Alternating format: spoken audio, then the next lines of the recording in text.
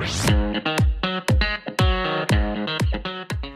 guessing you probably heard the term generative AI before, right? It's basically in every news story, every single product launch, every single pitch that sounds like it's going to change the world. Here's the truth. Mostly smart people in tech can't even really explain what it is. They'll probably say, "It just does things. It's mostly like ChatGPT." don't believe them. But that doesn't actually tell you much now, does it? It doesn't really define it. So in this video, I'm going to clear things up for you, and fast. You'll walk out knowing exactly what generative AI is, how it's different from traditional AI, because it is, how it works under the hood, and why this shift is such a big deal. And if you stick around, I'm going to show you real-world examples that'll just blow your mind. Alright, now let's start with what generative AI is and what isn't. Let's start with what we already know. Traditional AI is all about recognizing patterns in data.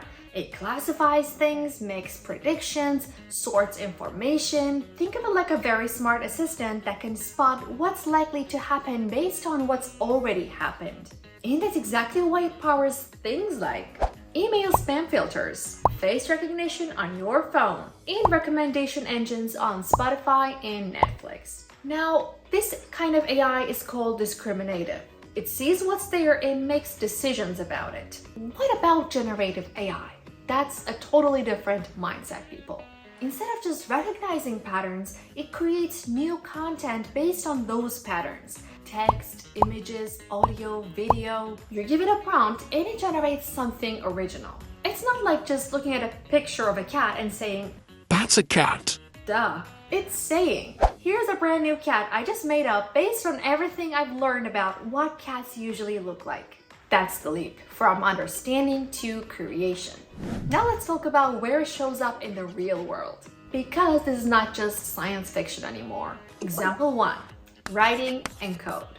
ChatGPT, Claude, and Jasper are all examples of generative AI that create text. You can ask for an email, a blog post, a social media caption, even Python code, and they will generate it on the spot. It's not copy-paste from database. It's new content built from learned patterns. Visual art. Midjourney and DALL-E are changing how we think about image creation. You give them a prompt like a watercolor painting of a panda surfing in space, and they produce a unique, high-quality image that never existed before.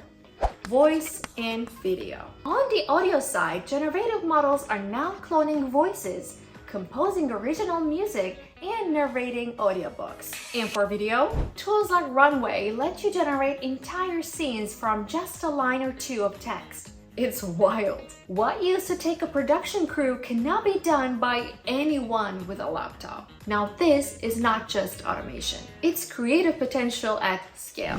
Now, how does it actually work? Generative models are trained on massive databases. Think billions of words, images, audio clips, and more. They're not memorizing that info. They're learning patterns, how things fit together, what sounds natural, what looks real. Language models like GPT are trained to predict the next word in a sentence.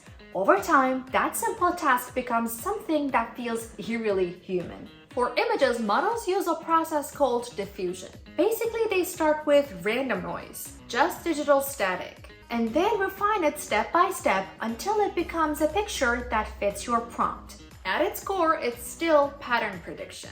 But at this scale and complexity, it feels creative, even if it's just math behind the scenes. Now let's talk about why it matters and why this isn't just another tech trend.